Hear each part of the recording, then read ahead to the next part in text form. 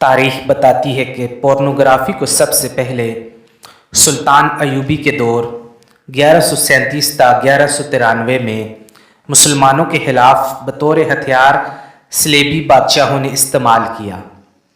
کہانی کچھ ایسے ہے کہ صلیبی فوجیں مسلمانوں کے ہاتھوں ہر میدان میں شکست سے دوچار تھیں۔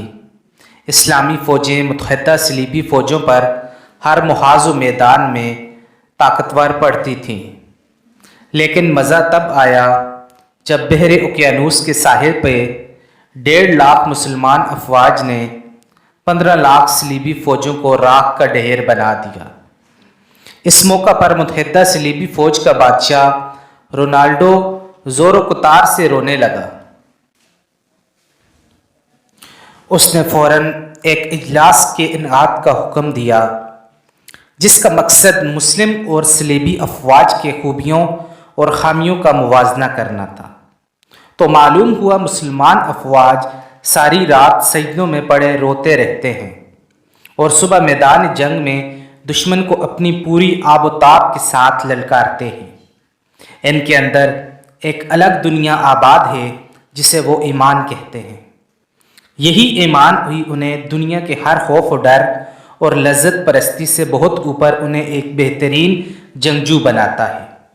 جبکہ صلیبی فوجیں رات بھر زنا کے محفلوں میں مشغول رہتے ہیں، لہٰذا دنیا کو چھوڑ کر ایک نئے جہاں کا خوف انہیں شکست سے دوچار کرتا ہے۔ اس کے علاوہ دوران جنگ میں جب مسلمان سپاہیوں کی آنکھوں سے جو وحشت ٹپکتی ہے وہ صلیبی فوجوں پر خوف طاری کر دیتی ہے۔ اس کے ساتھ مسلمانوں کے نعرہ تکبیر کے فلک شگاف نعرے اور مسلمان افواج کا اپنی اپنی جگہ پر فولاد کی طرح بن جانا بھی صلیبیوں کے لیے ایک بہت بڑا مسئلہ تھا۔ لیکن اس میٹنگ میں صلیبی افواج کا ہرمن نامی ایک انٹیلیجنس کا آفیسر بھی موجود تھا جس نے صلیبیوں کی تاریخ میں مسلمانوں کو سب سے زیادہ نقصان پہنچایا تھا۔ یہ نہایت ہی شاطر و چالاک اور ذہین تھا۔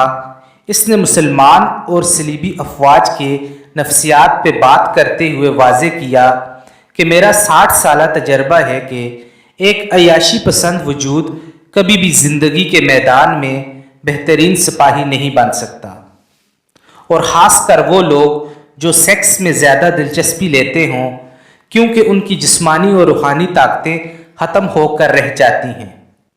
جیسا کہ میں بات کروں تو مسلمان افواج میں زیادہ تر سپاہی سیکس کی لذت سے ناآشنا ہیں، اور ان میں جو شادی شدہ بھی ہیں وہ بھی کسی حد تک اس چیز کو آزماتے ہیں۔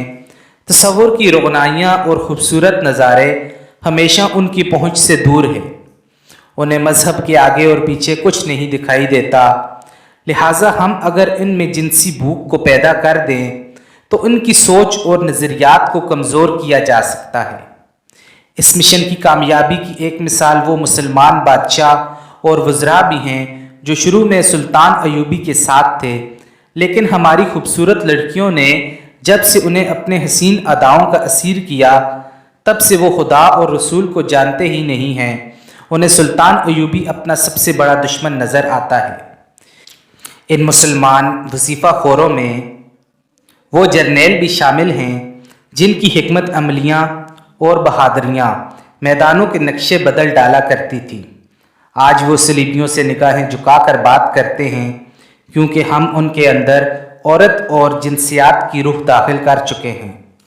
اگر یہی حربہ پوری مسلمان فوج پر آزمایا جائے تو یقیناً ہم کامیاب ہوں گے، کیونکہ مسلمان نوجوان کے لیے یہ ایک بالکل نئی چیز ہوگی اور وہ اس کے لیے جنونی ہو سکتے ہیں۔ ہرمن کے اس خیال پر رونالڈو نے نکتہ اٹھایا۔ اس نے کہا، ہم متعدد بار نہایت خوبصورت لڑکیاں مسلمان فوج میں داخل کر چکے ہیں۔ اس کام میں ہمیں شدید تحریب کاری کرنا پڑی تھی، لیکن مسلمان فوج ان حسین لڑکیوں کی طرف دیکھنے کا تکلف ہی نہیں کرتی ہے، اور متعدد لڑکیاں مسلمان فوج کا کردار دیکھ کر صلیبی حمایت چھوڑ چکی ہیں، لہٰذا تمہارا یہ منصوبہ ناکام ہے۔ ہرمن نے فوری جواز پیش کرتے ہوئے کہا تھا، حضور، جب تک آپ کے اندر کسی چیز کا تصور موجود نہ ہو اس کا ہونا نہ ہونا بے معنی ہوتا ہے۔ ہمیں مسلم فوج میں جنسی دنیا کا تصور پیدا کرنا ہے، ایسا تصور جو ان کی سوچ کی راہداریوں میں برہنہ عورتوں کو حسین اداؤں کے ساتھ گردش کرتا دکھائے۔ اس کے بعد وہ خود کو ہماری ثقافت کے حوالے کر دیں گے، کیونکہ یہ ہماری ایجاد ہوگی۔ یہی واحد طریقہ ہے جس سے ہم مسلمان کو شکست دے سکتے ہیں۔ رونالڈو ہرمن کی اس بات پر بہت زیادہ سنجیدہ ہو گیا اور سرگوشی بھرے لہجے میں بولا، آخر تم کیا کہنا چاہتے ہو؟ ہرمن نے نہایت شاطرانہ انداز میں تاریخ کا سب سے بھیانک منصوبہ رونالڈو کے سامنے پیش کر دیا۔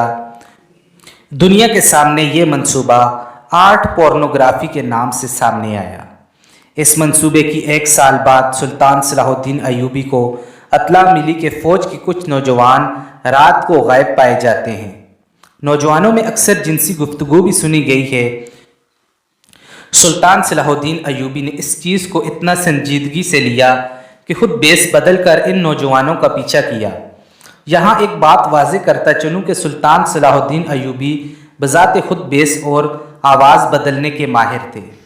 تاریخ میں متعدد بار ان کی ایک دوسری شخصیت کے روپ میں دشمن کے ساتھ ملاقات کی روایات موجود ہیں۔ دوستو، فوج کے کچھ نوجوانوں کی پراسرار حرکتوں پر سلطان ایوبی خود ان کے پیچھے گئے تو معلوم ہوا فوجی کے عمگاہ سے کچھ فاصلے پر ایک قافلہ رکا ہے جو بظاہر مسلمان ہیں، لیکن ان کے پاس فحش تصاویر کے کچھ نمونے موجود ہیں۔ جب سلطان نے وہ تصاویر دیکھی تو دنگ رہ گئے۔ ان میں ایسی منظر کشی کی گئی تھی کہ کوئی بھی نوجوان سیکس کے لیے جنونی ہو سکتا تھا۔ اسی دوران سلطان صلاح الدین ایوبی کو دمشق اور مصر کے دیگر شہروں سے اطلاعات ملی کہ شہر میں فحش تصاویر کے کباخانے کھل گئے ہیں، جہاں جنسی اشتعال انگیز تصاویر دکھائی جاتی ہیں۔ نوجوان کو جنسیات کی باقاعدہ تعلیم دی جاتی ہے۔ ساتھ یہ بھی لکھا تھا کہ مسلمان نوجوان بڑی تیزی سے برائی کی طرف مائل ہو رہے ہیں۔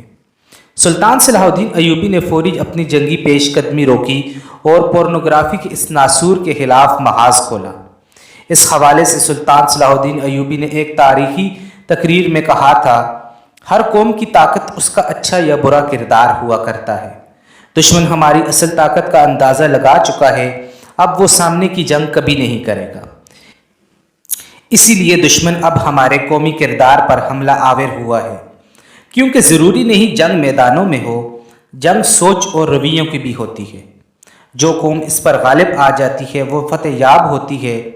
صلیبی انٹیلیجنس آفیسر ہرمن ایک نہایت ذہین اور شاطر انسان تھا۔ اگر آپ پوری صلیبی تاریخ کا مطالعہ کریں تو یہ شخص پوری تاریخ میں چھایا ہوا نظر آئے گا۔ صلیبی جب ہمت ہار چکے تھے تو اس شخص نے ان میں جان ڈال دی۔ اس کے منصوبے پر عمل کرتے ہوئے دنیا کو مشہور مصور اور منظر نگاروں کو منہ مانگی قیمت پر خریدا گیا۔ ان سے ایسی فحش تصاویر کشی کرائی گئی کہ دیکھ کر نظریں ہٹانا مشکل ہو جاتا تھا۔ وہ سیکس جس پر لوگ ایک حد تک توجہ دیتے تھے، پھر اسے بے حد سوچنے لگے۔ صلیبی بادشاہوں نے جب اپنے اس منصوبے کو 100% کامیاب ہوتے ہوئے دیکھا تو اپنی کتابوں میں اس کا تذکرہ بڑی شان سے کیا۔ اگرچہ سلطان صلاح الدین ایوبی نے اس زہر کو مارنے کی پوری کوشش کی، لیکن اس مسئلے کا پوری طرح ادراک نہ ہو سکا، کیونکہ اس زہر کے اثر کو دیکھتے ہوئے حسن بن صباح کے فرقے نے اسی بطور ہتھیار اپنایا۔ صلیبیوں سے اس آرٹ گرافی کی نئی جدتوں پر مانگ کی۔ یوں حسن بن صباح کی پہاڑوں میں بنائی ہوئی پر اسرار جنت میں ایک اور ہتھیار کا اضافہ ہوا، اور اسی دوران سلطان بیت المقدس کی فتح کے بعد چل بسے۔ صلیبی اپنا ہم کھو چکے تھے، لیکن ان کا تیار کردہ زہر پورنوگرافی مسلسل فحاشی کے جراثیم پھیلاتا رہا۔ یوں صدیات بیت گئیں، زمانے کے رنگ دھنگ بدل گئے اور کئی ثقافتیں آئیں اور مٹ گئیں۔ آخر 18ویں صدی کا سورج طلوع ہوا۔ یہ وہ صدی ہے جب سائنس کے علم میں انقلاب کی فضا پیدا ہونا شروع ہوئی تھی۔ نئی جدتیں اور نئی منزلیں روشن ہو رہی تھیں۔ 18ویں صدی کے شروع میں پورنوگرافی پر ایک بار پھر نئے انداز میں کام شروع ہوا۔ 1839 میں کیمرہ ایجاد ہوا۔ اس ایجاد نے جہاں سائنس کی دنیا میں ایک بہت بڑا جادو کیا، وہیں یہ بہت جلد پورنوگرافی کا اہم ہتھیار بن گیا۔ 1855 میں پہلی بار اسے پورنوگرافی کے لیے استعمال کیا گیا۔ لیکن اس پورنوگرافی میں مسئلہ یہ تھا کہ کیمرہ تصویر کی صرف ایک کاپی بناتا تھا۔ اس تصویر کو بہت زیادہ شیئر نہیں کیا جا سکتا تھا، اس لیے پورنوگرافی کا جن مشکل کا شکار ہو گیا۔ لیکن یہ مسئلہ اس وقت مسئلہ نہ رہا جب 1863 میں پرنٹر ایجاد ہوا۔ اس ایجاد کے ساتھ ہی سیکس تصاویر سے بھرپور پلے کارڈز اور جنسی خاکے لوگوں کے ہاتھوں میں آ چکے تھے۔ 1871 میں جنسی تصاویر بلیک اینڈ وائٹ رزلٹ میں پوری شدت کے ساتھ مارکیٹ آ چکی تھی۔ ان مارکیٹوں میں فرانس کی مارکیٹ سب سے آگے رہی۔ 1876 میں ویڈیو کیمرہ ٹیکنالوجی منظر عام پر آئی۔ اس ٹیکنالوجی میں ویڈیو کیمرہ 1 منٹ میں 60 تصاویر کو کیپچر کرتا تھا۔ پھر ان تصاویر کو چرخہ نما مشین پر ایک بڑے رول بنڈل کی صورت میں چڑھایا جاتا، پھر اس چرخے کو ہاتھ سے ہلایا جاتا۔ اس سے تصویر اس تیزی سے گھومتی تھی مانو ایسا لگتا کہ ویڈیو پلے ہو رہی ہے۔ اسی طریقہ عمل کو آگے چل کر ٹی وی ٹیکنالوجی میں استعمال کیا گیا۔ آج جو ہم حرکت کرتی ہے اور زندہ محسوس ہوتی ہوئی ویڈیوز دیکھتے ہیں، دراصل یہ ہزاروں تصاویر کا مجموعہ ہوتی ہے، جو اس تیزی اور صفائی سے پلے ہوتی ہے کہ ہمیں تصویر حرکت کرتی نظر آتی ہے۔ ویڈیو ٹیکنالوجی کے وجود میں آتے ہی یورپی ممالک میں فلم ساز انڈسٹری کا ابتدائی ڈھانچہ بننا شروع ہوا۔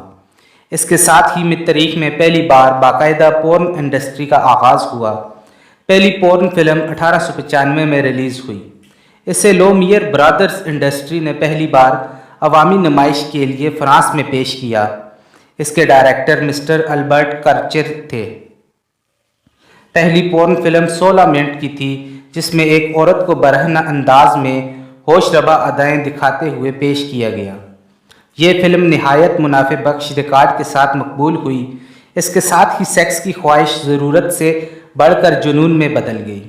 یورپ کے گلی کوچوں میں لوگ بیہودہ مذاق اور چھیڑ خوانی کرنے لگے۔ پھر یہی چیز آگے چل کر یورپی ثقافت کا حصہ بن گئی۔ 19ویں صدی کے آغاز میں کیمرہ ٹیکنالوجی میں مزید بہتری آئی۔ منظر سے پہلے زیادہ صاف اور معیاری ریکارڈ ہونے لگے۔ اس کے ساتھ فرانس اور دیگر یورپی ممالک نے سرکاری سطح پر پورن تھیٹر کھول دیے، جہاں پورن اداکاروں کی پیداوار کا سلسلہ شروع ہوا۔ 1920 تک یورپی تہذیب پورنوگرافی کے اس زہر میں ڈوب چکی تھی۔ عوام سرعام سڑکوں کو بیڈ روم بنائے اپنا شوق پورا کرنے لگے۔ ساحل سمندر عیاشی کے اڈے بن گئے۔ میاں بیوی ایک دوسرے کی ذمہ داریوں سے بھاگنے لگے۔ 1970 میں پورنوگرافی کا زہر بر صغیر میں داخل کرنے کی کوشش کی گئی۔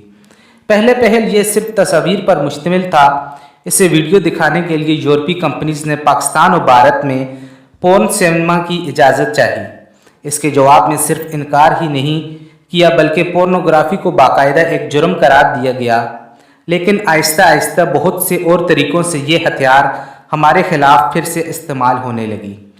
اب ہمارے اور آپ کے لیے سوچنے کا وقت ہے کہ جس چیز کی شروعات ہی ہماری اور آپ کی تباہی کے لیے ہوئی ہے تو اس کے خلاف آواز کیوں نہیں اٹھائے؟ جس کی شروعات ہی اسلام اور اسلامی تشخص کی بربادی کے لیے کی گئی ہو تو اس کے خلاف آواز کیوں نہ اٹھائی جائے؟